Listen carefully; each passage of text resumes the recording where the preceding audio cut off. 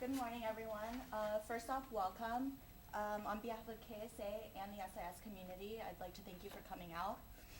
Here's just a little bit of background history. American University in South Korea have strong ties dating back to South Korean President Syngman Rhee's donation of cherry blossom trees to our campus in 1943. Again in 2011, another generous donation of cherry blossoms was made by the South Korean government and Jeju Island, which has allowed for the fruition of our SIS Korean Garden. For those of you that haven't seen it, it's on the left side of the EQB building.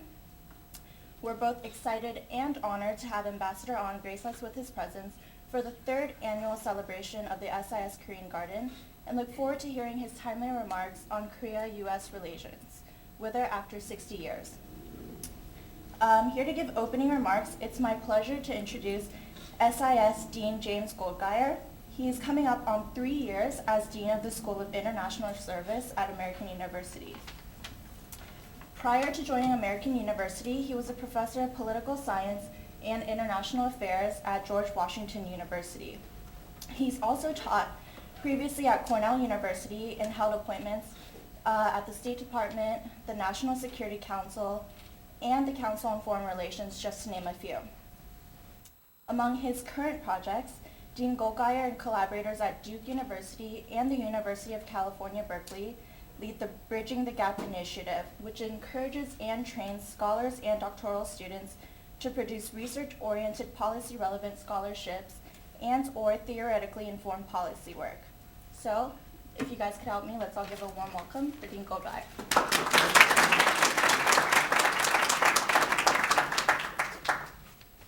Thank you, Michelle, and thanks to the Korean Student Association for all that you do here at American University to help build our understanding of Korea, politics, culture, diplomacy, and to increase the level of interest here, which has been extraordinarily strong for years. And as you pointed out, Michelle, we're very proud to have the trees that were planted by President Rhee, and the more recent addition of the trees that were an extra bonus from the Nebraska Avenue renovations that took place, and in the last couple of years have moved those trees here. Well, it's a great pleasure to have Ambassador Ahn here. I just want to start by, on behalf of our entire SIS and American University community, expressing our condolences.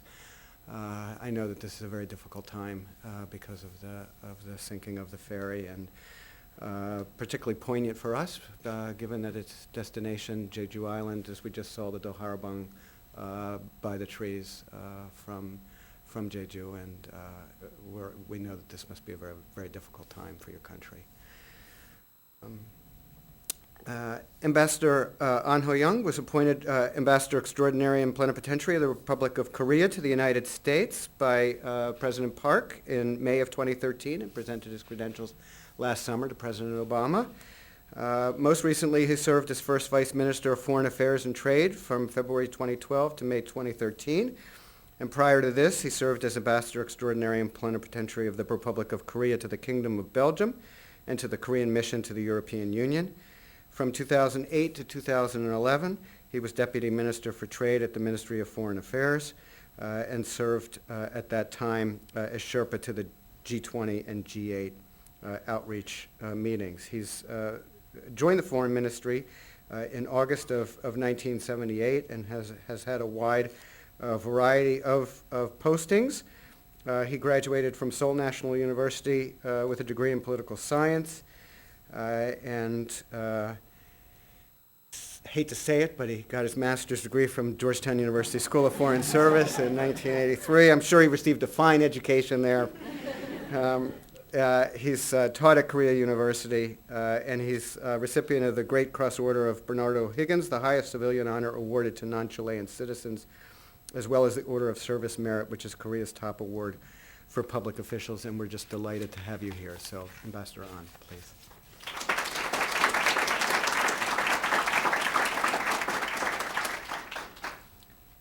Dean Goldmeier, thank you so much for your kind introduction.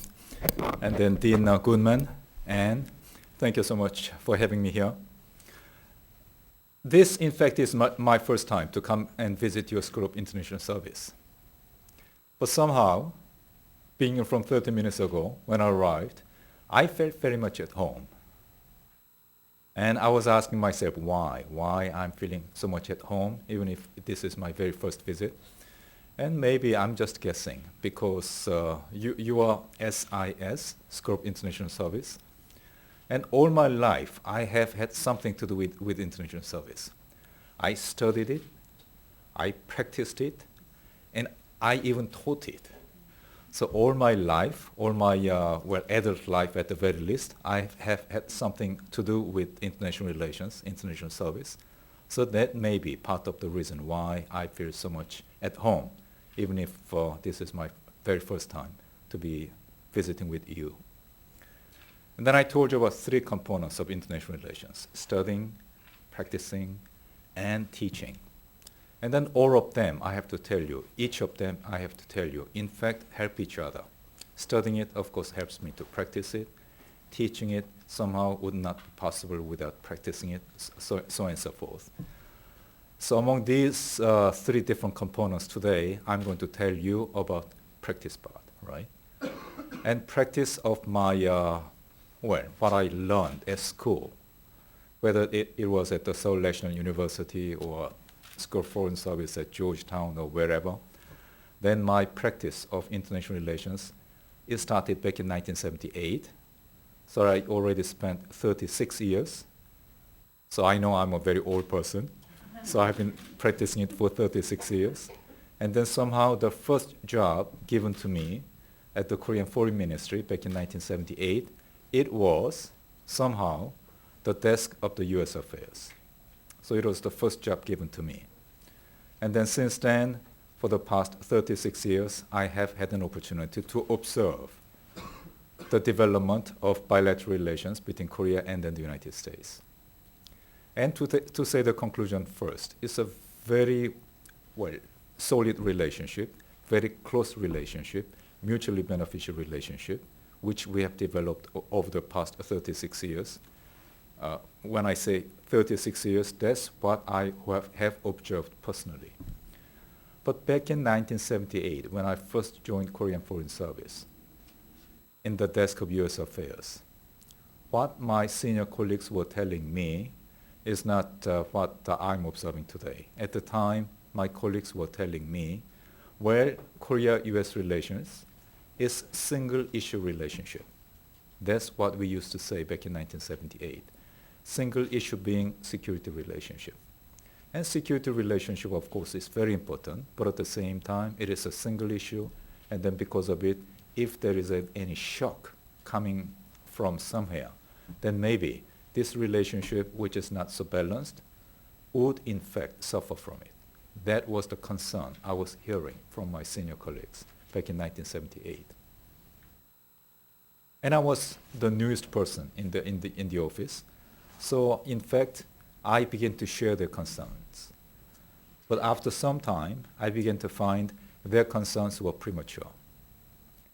And then let me try to elaborate. In 1980s, then our economic relationship, it began to boom. Economic relationship began to boom. And in 1990, when I say 1990, what comes up in your mind? 1990, what comes up in your mind? Breaking down of Berlin Wall, right? Breaking down of the Berlin Wall as well as end of the Cold War. And it meant enormous change in our diplomatic environment for Korea. In the sense, up until 1990, Korea did not have any diplomatic relationship with any former communist countries. So it was only around that time that we began to expand our diplomatic network with former communist countries. We used to call it Nordpolitik, in the sense that, well, Korea had been divided into South and North Korea, and then at the time, our expansion of diplomatic network with former communist countries, we used to call it Nordpolitik. And then the thing is, in my mind, we in fact came to find that the one very efficient way of expanding and extending our relationship with former communist countries was through very close cooperation with the United States. That's what we came to find back in early 1990s. The culmination of our North politic, it happened through Korean accession to the United Nations in 1991. And at the time, as I told you, we could do it. That is to say, Korean accession to the OECD, United Nations, we could do it through very close coordination and cooperation with the United States. And then it is no coincidence that the persons, the focal people, the two people for Korean mission to the United Nations at the time and US mission to the United Nations at the time, they just happened to be in very important positions for the time being. At that time, our focal point person was Mr. Yoon Byung-se, who is now our foreign minister. And then your focal person was Mr. Danny Russell. Do you know Danny Russell? And then he is now Assistant Secretary of State for EAP, East Asian Pacific. So the story goes on. I mean, our relationship is started with the security relationship. It soon began to boom in economic area. And then again, it began to become so much important in our diplomatic partnership. So that's where we are today. One layer after another, security layer, economic layer, diplomatic layer. And then I just look back on the past 60 years of, 36 years of relationship between Korea and the United States. And what I think is, it has been a process of widening and deepening and enriching the relationship between Korea and the United States over the past 60 years. And then out of those past 60 years, then I could observe, as I have already told you, 36 years out of those 60 years. And then it is with all of those memories that I came to this country. And then, of course, I was telling myself, what could I do in order to further strengthen the relations between Korea and then the United States? Because so much have already been done for the past 60 years. So that, in fact, is a big question with which I came to this country. But I'm very confident that even in the days to come, then of course we'll be able to continue to develop our relationship the way we have been developing our relationship for the past 60 years. Why am I that confident? Because, first of all, when I think about the security alliance between Korea and the United States, it has been an alliance which continued to renew itself year in, year after. It continues to renew itself. It has never been stagnant. As I told you, it started with security relationship. It began to extend into economic relationship. It began to extend into diplomatic relationship. So it's a relationship which continues to renew itself. So that's one reason why I'm confident that it will continue to develop even in the days to come. Second, because, let us just look at the world. When I used to work in the Korean embassy in Washington, D.C. back in early 1990s, then, as I already told you, it was the time when Cold War was coming to an end. At the time, there were many people who had very rosy expectations about, at the time, it was very fashionable to talk about new international order. Do you still do that today at the School of International Service? At the time, everybody talked about new international order. And then everybody had such rosy expectation about the new international order. And then one of them was somebody called Mr. Francis Fukuyama. So much so, I guess maybe you heard about his book, or you read his book, The End of History, and then The Last Man, right? He had such a rosy expectation about all this ideological confrontation coming to an end because of the end of the Cold War and all that. But after 20 years, we know his vision was a vision, but maybe we will have to wait a little bit longer before it takes place. And then I think we in Korea came to realize that's the reason why we must continue to cherish this very important relationship between Korea and the United States. So that is my second reason why I'm so confident about the future of our relationship between our two countries. And then my third reason is because of you. I mean, you have tons of things to do, right? You have to do your homework. You have to prepare for your examination. you have to do this and that. But this morning, you took time to come over here in order to listen to me. And I guess maybe it is because you are interested in further strengthening relations between Korea and the United States. So for all these reasons and more, that's why I'm so confident about the future of relationship between Korea and then the United States. And then for that, I should be thanking you. And I think I better stop here in order to get your views, as well as in order to respond to some of your questions if you have any. Thank you so much.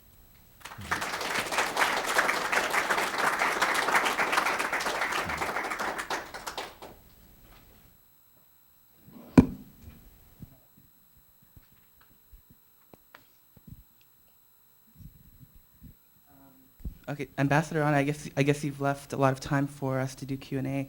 I guess the only rules are that you ask you state your name, your affiliation, or your school year, and a brief question. So I guess we'll take some questions. Okay, thank you.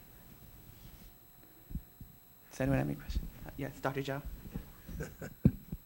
Ambassador An, thank you for your marvelous lecture here. My question is rather simple. You mentioned the northern politics early, that is the relationship from security and now beyond that, now is a multi-layer and multi-dimension. So my question is that, President Obama is going to visit Korea in about 2 weeks. And other than security strengthen the framework, economic and cultural relations, in which way we will see a continued increase, for example, TPP and economic relations, and also cultural exchange between United States and Korea. Thank you. Well, when it comes to economic relationship, then one of the first things which will come up in your mind would be the KOROS FTA, Korea-US FTA. And then it entered into force 2 years ago. So several weeks ago, we celebrated the second year anniversary of KOROS FTA's entry into force. And then after 2 years, it is working very, very fine for both of our economies. So when I say working very fine, I'm thinking about 3 different areas. Let us just think about trade in services. Trade in services, United States is exporting services so much to Korea. So US surplus toward Korea, it is increasing very fast. So last year, and then again 2 years ago, it increased by 20%. I'm talking about surplus of US export of services to Korea. That surplus is increasing by 20% per year. And then last year, it reached $9 billion. So that's trade in services. And second area of my interest would be investment. And then when it comes to investment, then, beginning from 2004 up until 2004, there was far more investment being made from United States into Korea. But that year, 2004 to 2005, then that year, we began to see that there were more investment coming from Korea into the United States. So the gap in favor of the United States, it is increasing again year after year. So last year, it reached $2 billion. There is so much investment being made from Korea into the United States. For example, there is Samsung. I've been to San Jose several weeks ago, and then there was a new Samsung investment, $300 million. And then for the time being, they're employing 500 engineers. And then when they are done, they are going to increase it to 2,000 engineers. And in the state of Tennessee, there is $800 million new investment being made by Hankuk Tire. So there are a large number of very interesting amount of Korean investment in this country. And then the third area would be trade in goods. And then when it comes to trade in goods, Korea traditionally has surplus over the United States of America. And after entering into force of KOROS FTA, what we have observed is, from US point of view, there are products benefiting from tariff reduction. They have been going up 6%, 7% every year. But products not benefiting from tariff reduction, they are not doing as good as the products benefiting from tariff reductions. What does it show? It shows Chorus FTA, it is working very fine for exporters of services from United States, importers of investment in the United States, and exporters of goods in the United States. And that's the reason why, after 2 years, it's working very fine for both Korea and then the United States. And the next thing we should be looking at would be something called TPP. And for the time being, there is TPP taking place among 12 countries. And then Korea has expressed its interest to join the TPP. So down the road, we will have to see well, we can in fact begin our negotiation. And then once it is done, then of course it will create another, very new environment to further strengthen economic ties between Korea and then the United States. And then Professor Zhao, you asked me about cultural exchange. And then when I think about cultural exchange, then of course we have to think about all those athletes, Chu Shin-soo, and then all those basketball players, and then baseball players, and then of course golfers, women golfers, LPGA, right? I wonder what's wrong with men golfers, because they're not doing so well in PGA, but the women golfers, there are too many of them. From time to time, I come to find that among the top 10 LPGA golfers, about 5 or more of them come from Korea. I just wonder what is happening. And then, of course, when you think about the cultural exchange, then, of course, there is the phenomenon called Psy, with this Gangnam style, right? I should have brought my sunglasses to practice some of my own skill in Gangnam style. But anyhow, that's cultural ties, people-to-people ties, which is extremely important. But at the same time, I think, these days in Korea, we think more and more in terms of something called global partnership. And when you think about global partnership, let me try to come up with a specific example, which is that several weeks ago, there was something called Nuclear Security Summit in The Hague. Nuclear Security Summit was started by President Obama in 2010. And but it was not the only initiative that was started by President Obama. Before that, he started something called Food Security Initiative. That was in 2009. And then there was Nuclear Security Initiative he started in 2010. After that, there were many other initiatives as well, like in cybersecurity, or in health security, global health security. And then I was just thinking, when there is global challenge, I mean, they are all global challenges: shortage in food, nuclear safety, nuclear security, and the cyber security. They are all very serious challenges this world is facing. And then if we can, in fact, try to respond to them through global coordination, then we can respond more efficiently. But there must be somebody who should be leading global response. And then somehow it has been the United States, right? And then somehow it has been President Obama. So that, I think, is a very important, leadership that United States continues to play. And then there is something we apt to forget when you think about the insufficiency of U.S. leadership in certain parts of the world, Syria and other places, where there could be different interpretations. But when we think about all these global challenges we have today, and then when we think about all those global response being led by the United States generally, and then President Obama more specifically, then I think we really cherish this global leadership by the United States. And then we are very glad that Korea is cooperating so closely with the United States as U.S. leads all those efforts in order to meet those global challenges more efficiently. Ambassador Han, I think we'll have to pause the questions in the interest of time, but we'll ask that students and professors here hold their questions until the end. So is it okay if we introduce the next speaker? No, not at all. Not at all. Thank you. Mm-hmm. Thank you for your remarks, Ambassador Han.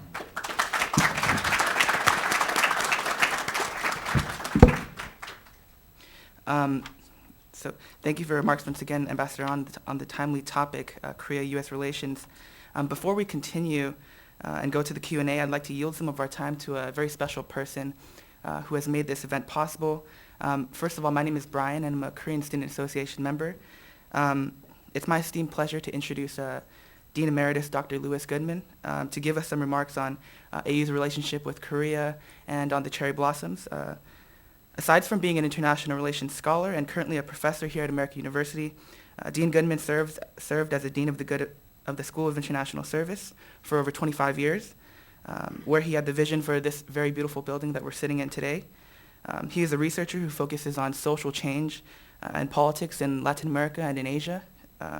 Amongst the many places he advocates for SIS, he has researched and lived abroad in Chile, Ecuador, Mexico, Peru, and Singapore, amongst a host of other countries. In 1992, he was the president of the Association of Professional Schools of International Affairs, where he was responsible for expanding the organization's focus onto the international stage, of which 3 current member schools are the current SKY member universities.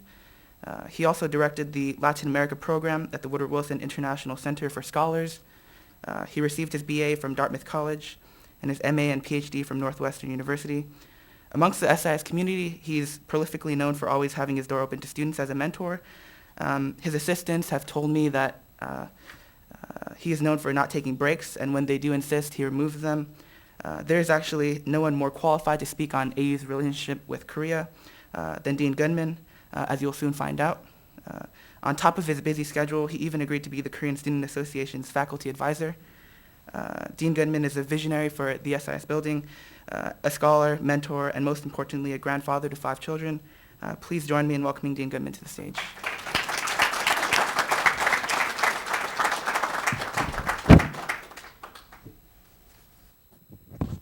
Brian, thanks very much. And I was worried that you weren't going to mention this most important qualification I have today, which is the advisor to the Korean Student Association. And I'm so proud of Michelle and of Brian for organizing this event today. And it spins off of events that we had in the past when we could predict when the cherry blossoms would bloom, which we can't do anymore. We would always have the ambassador of Korea come to be with the SIS dean to witness the cherry blossoms in full bloom. So maybe next year we'll do a better job predicting, and you and Dean Goldgeier can witness the cherry blossoms in full bloom here, because it's really wonderful to see these very old cherry trees that were planted in 1943 by Syngman Rhee. And Mr. Ambassador, I suspect that you felt so comfortable here not only because this is international service and your career has focused on international service, but also because there's been such a long relationship between American University and the Republic of Korea. I mean, we know that Korea was annexed by Japan in 1910, and American University was founded in 1893 by Methodists. And there were many prominent freedom fighters for Korea who were Protestants and who were Methodists. And many of them came to American University to study because there was very active agitation for Korean independence in the United States. And Syngman Rhee, of course, is well known as a person who fought for Korean independence. It's no accident that he planted these cherry trees here in 1943 when Paul Douglas was president of American University, because Paul Douglas's parents had been missionaries in Korea. And as a small child, Paul Douglas had met and had in his living room people who were agitating for independence of Korea. So when World War II happened here, it was just a natural thing for Paul Douglas to be together with Syngman Rhee, for Syngman Rhee to come to this campus and to plant the cherry trees here. But there's a longer history at American University with Korea. Syngman Rhee was the first Korean to get a PhD in the United States. The second Korean was an individual named Chung Hong-kyung, and he received his PhD in 1921 from American University. And there have been Korean students studying at American University for more than 100 years, continuously. In 1942, there was a special scholarship fund set up so that 2 students could come here tuition-free every year to study. And if you go to the library and look at the master's theses and dissertations that were written in the 1930s and 1940s, you'll find many Koreans wrote these dissertations. And they had to do with the history of occupation. They had to do with the development of Korea as a country in the late 19th century, the relations between Korea and the United States in the late 19th century, which were very positive relations. And so those were all wonderful things to base our relations on. And for that reason, as I said, Syngman Rhee, it was natural for him to come here. When there was a democratically elected president in Korea, President Y.S. Kim, the first honorary degree that he accepted in the United States was accepted here at American University, in part because he was close to Wangkuk Kim, who was the head of our Asian Studies program at the time, but also because he knew about the history of American University with Korea, and he knew about the cherry trees that were planted in 1943. So Brian asked me to talk about the cherry trees, and the cherry trees were planted in 1943, and when they were planted, Syngman Rhee said, these are Korean cherry trees, they are not Japanese cherry trees. And in fact, these are the very same Yoshino cherry trees that are in the tidal basin, and those cherry trees were given by a Japanese citizen who had discovered adrenaline to the city of Tokyo, who gave them to the United States in 1912, at the time when Korea was occupied by Japan. But more than 100 years before, the cherry trees had come from Jeju Island. The original Yoshino cherry trees grow on the banks, on the sides of Mount Hala in Jeju Island, and they're such unusual trees that when the Japanese emperor wanted to have beautiful plants in his gardens, he sent plant explorers around East Asia, and some branches of these trees were taken to the horticultural village outside of Edo, and they were cultivated. Now, when you think of trees and plants, you think that they grow from seeds, but these trees do not grow from seeds. These trees are grafted. And so these branches were brought to the Some village, and they were grafted into rootstock, and they were grown out.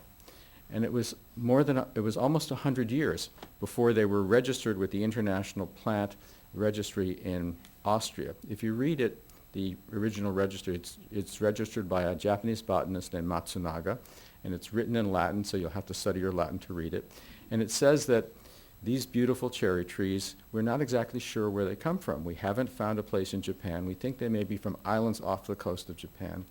It was only recently that DNA studies were done by a colleague of ours here in Washington, D.C., that do DNA tests on our trees, on the trees in the tidal basin, and the trees that are in Jeju Island. And the result is that they're all identical. So we know what the geographical source of these trees are.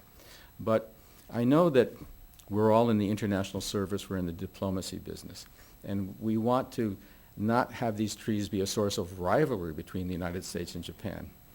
And so I'd like to put these trees in a broader context. There's actually 68 different varieties of cherry trees from Korea, from Japan, from China. And they've gone all around the world. These particular trees started in Jeju Island. They continue to grow in Jeju Island. They grow all over Japan. They grow all over the world in these latitudes. They were cultivated carefully in Japan. They were brought to the United States, where they've been cultivated carefully, and they've been sent back to Japan. And so the cherry trees as we know them now, they're a product at least of Japan and the United States and Korea. And we want to be friends. We want to work together. So, Mr. Ambassador, maybe as part of this relationship, we could talk about Korea's genetic resources and how Korea's genetic resources, not only its environmentally friendly way of having landscapes, which is the most environmentally friendly in the world, but also these particular genetic resources, the cherry trees, might be used as a way to talk about how Korea, Japan, and the United States could work together in positive partnership to build the kind of world that you were talking about, that we're all talking about. So I want to thank you for coming here today. And I think there's going to be a book presentation, and the book presentation is going to be made by Mike Mastroda, who is in charge of the landscape here at American University.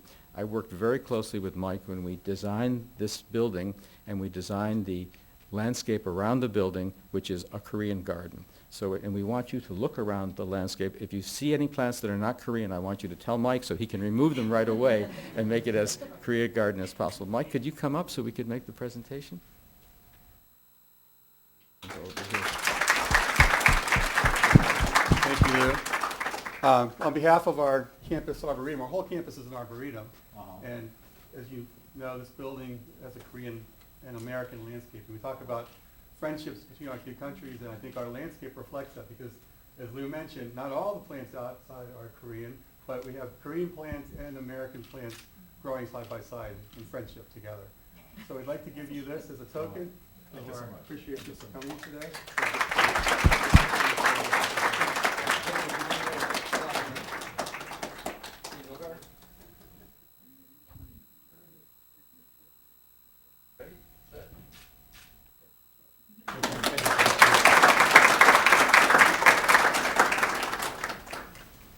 Brian, are you going to Yeah. reintroduce the ambassador so we have more questions? I won't reintroduce him. But now we'll be just taking your questions for Ambassador On if you want to come back onto the stage. I thought I was already done. Yeah, we saved the Q&A session for the end. Oh, I see. Oh, I see. Okay. Okay. So, does anyone have questions now? 안녕하세요. Hi, my name is Janie, and I'm a second year here in SIS.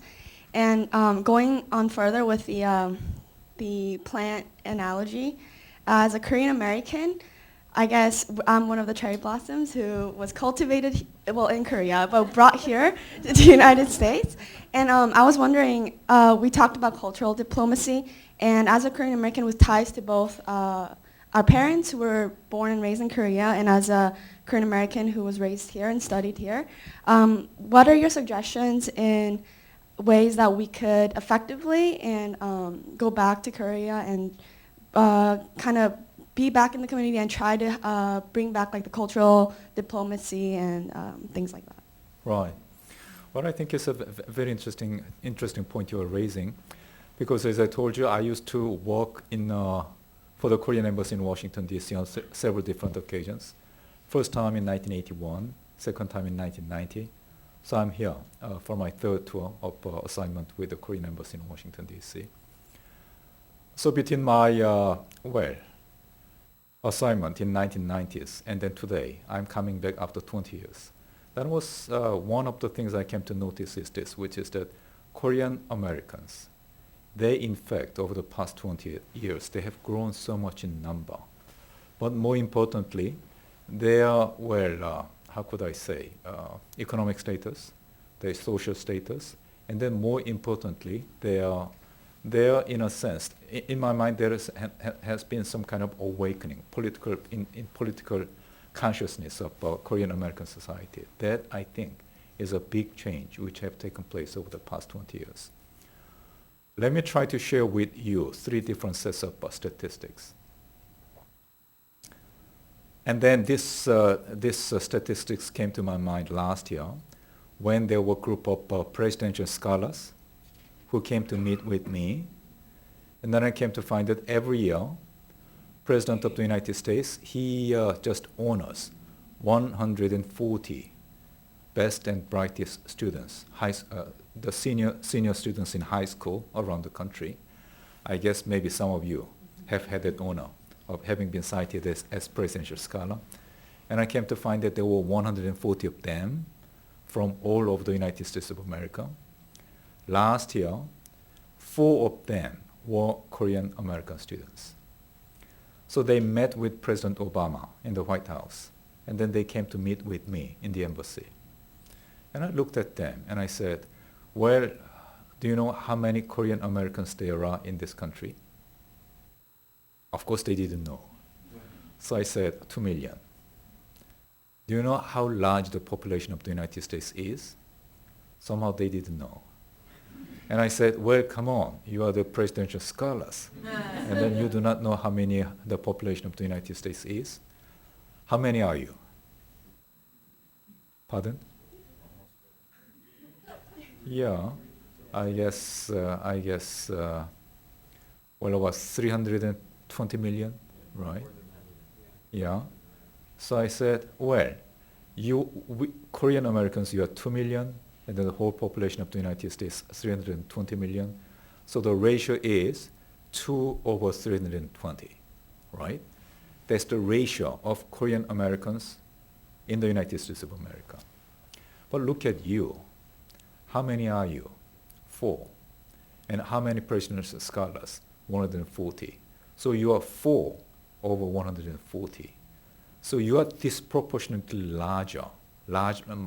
disproportionately represented in the presidential scholars. And then what do you think is the explanation for that, right? 202 over 320, and then 4 over 140. Where does that disproportion comes from? So I told them, this is my homework for you. And one of them said, well, maybe because work harder, right? So something you can expect, right? And the second student said, well, maybe we are more disciplined, right? Which is again understandable. Third student said, well, maybe because of our family values, in the sense that our grandparents came to the United States, our parents came to the United States, they had to work so hard in order to, well, make us to, well, enjoy better life in this country. So we owe it to our grandparents. We owe it to our parents to work harder. So I set myself as a great answer as well. And then the fourth student, in fact, it was she, because there were 3 girls and then 1 boy. You see? That's the problem in Korea these days. And then this fourth student, a girl, she in fact, she ran out of all the best answers. So what did she say? She said, maybe because of her genetics. So that's another interesting set of stats that I want to share with you. But later, another set of stats came to my attention, which was, around the United States of America, there are state senate and then state legislatures. And the members of state legislators around the country came to find there are about 7,000 of them, 7,000 state legislators. Do you know how many of them are Korean Americans? 10. Only 10. 10 over 7,000. So since then, I just love to refer to these 3 different sets of stats. And then how you interpret those 3 different sets of stats, I will not try to do that. I think I will just leave it as a homework for you, Jenny. Okay. Right, thank you. Next question. Hi, I'm Sue, and I'm a freshman in SIS. Ambassador An, thank you so much for coming to speak with us today. My question is on as we observe the bilateral relationship Korea has with the U.S., I think when we look towards the future, it's impossible to leave out Japan, as we are like a very, we are a global economy and everything, but how do you think the growing alliance that the U.S. has with Japan will be, how do you think it will affect the relationship that the U.S. has with Korea in the future? Are there any Japanese American students in this hall? Any Japanese American student? No. Any Chinese American student? Right, only 2. And then what about Korean American students? Wow, it's a pity. It's a pity. Well, it's a pity in the sense that there doesn't seem to be this sense of Asian Americans. I mean, I told you about Korean American, Japanese American, Chinese American. And then I very much hope that, above these identifications as Korean Americans or Japanese Americans or Chinese Americans, I very much hope there would be, sense of identity, which I would call Asian Americans. But somehow that doesn't seem to be there. And then that, I think, is reflective of certain trends we're observing in our part of the world, in Northeast Asia. If you think about the past several decades of Asia, Northeast Asia in particular, somehow they have been doing very, very well economically. I mean, Japan, it had phenomenal economic success, and then came Korea, and then came the phenomenal economic success of China. So economically, they are doing very, very well on their own, but at the same time, the relations among 3 of them is becoming even more important day after day, year after year. So that's economic reality. But what about other realities when it comes to historical consciousness, when it comes to political relationship, when it comes to security relationship, we cannot say the same thing. Somehow, there is expectation that if there is economic development, if there is a strengthening economic relationship, it will have spillover effect on our relationship. And then that's what's happening in any other parts of the world. But somehow, it is not happening in Northeast Asia. So it is for that reason that President Park of my country, she in fact has been saying for about 1.5 years ago, since 1.5 years ago, she has been talking about this thing, which is Asia paradox. She has been talking about Asia paradox in the sense that economically the relations are getting so close, but otherwise the relations are not getting closer, but moving in opposite direction, which is a pity. So she said this is an Asia paradox, and then she has been saying, well, this is an observation. What is happening in Northeast Asia is an observation. But should it stop at observation, or should it go a step further and then try to improve the situation? And then I think for any rational person, the answer would be obvious. We must go a step further and then try to improve the situation. But somehow that is not being done. And then several weeks ago, I was having dinner with a very well-known American, Alan Greenspan. And then Alan Greenspan is married to a very well-known journalist, Andrea Mitchell. And then Alan Greenspan, he was raising some questions with me. How is your relationship with North Korea? How is your relationship with China, etc., etc.? And then Andrea Mitchell was listening to me, and then she said, well, given what is happening in all different parts of Northeast Asia, wouldn't it make strategic sense for you to strengthen relations with Japan? Right? And I think the kind of question coming from you as well, right? What did I say? I said, Andrea, you are absolutely right. We must strengthen our relationship with Japan. And then what is stopping us? Well, in fact, I spent 36 years in Korean Foreign Service, and then each and every one of those 36 years, I've been trying to do that. That is to say, for the strengthened relations between Korea and Japan. And then, in fact, we had been making much progress in doing it. That is to say, strengthening relations between Korea and Japan. But it was beginning from 1 year back that we are having enormous difficulty because of certain statements coming from some limited number of Japanese politicians. And then that is not helping us. And I try to say in terms of analogy. And then what I said was that, well, in our brain, we know what we should do in order to strengthen relations with Japan. But in our heart, because of what we are hearing from some of Japanese politicians, we wouldn't say all Japanese politicians, very limited Japanese politicians, they are saying wrong things, they are doing wrong things, and then they get reflected in the Korean society in a very negative manner. And then that makes my job very difficult to improve relations with Japan. So that's what I told Andrea Mitchell, and then that's what I should be telling you in the sense that how important it is for those Japanese politicians to stop doing what they are doing. I don't know why they are doing it, what their motivation is, but they must be changing their ways. Another anecdote would be this, which is on the following day, I was reading Economist magazine. And then there was a column in the Economist magazine. What was that? I think the column is called Kensington. If you read the Economist magazine, it's a column on domestic politics in the United States. And then there was this, caricature, one cut-up cartoon. And then there was Mr. Brain sitting alone, isolated, reading newspaper. And then there was Miss Hart being very happy, surrounded by her supporters. And I said myself, it's very interesting. Yesterday, with Alan Greenspan and Andrea Mitchell, I was telling them about Brain and Hart. What are they doing here in this Kensington article? And I came to find that it was an article on gay marriage in this country.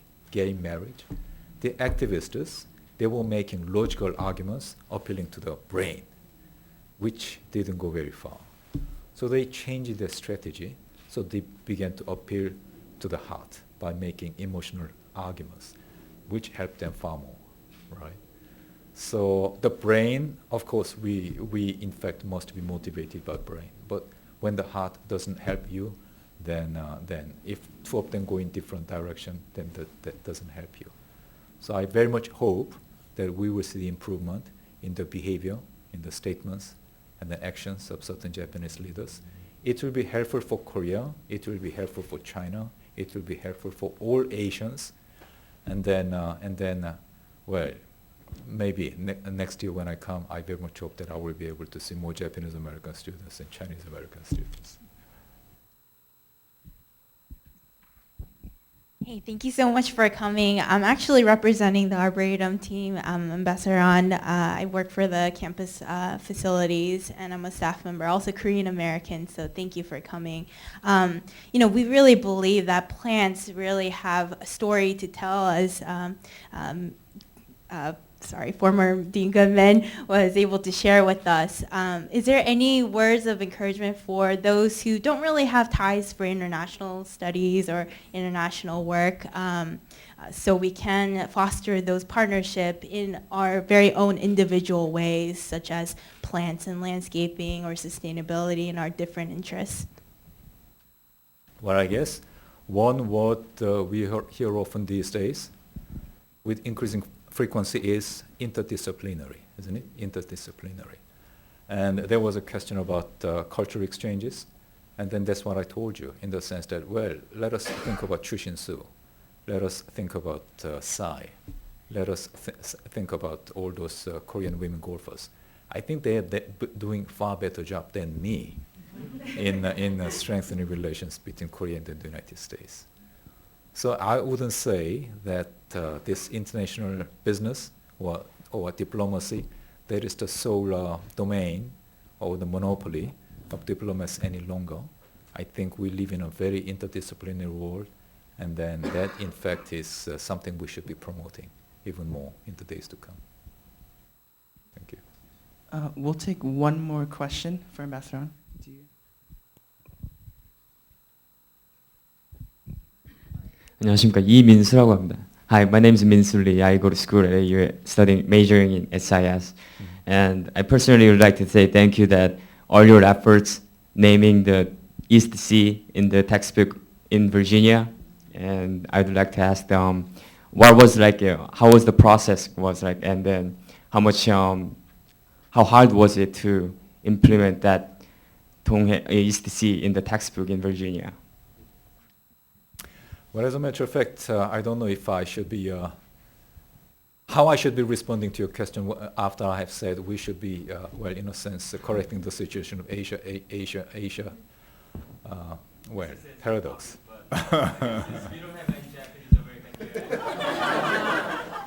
Well, the thing is, that movement was started at the grassroots level among Korean Americans.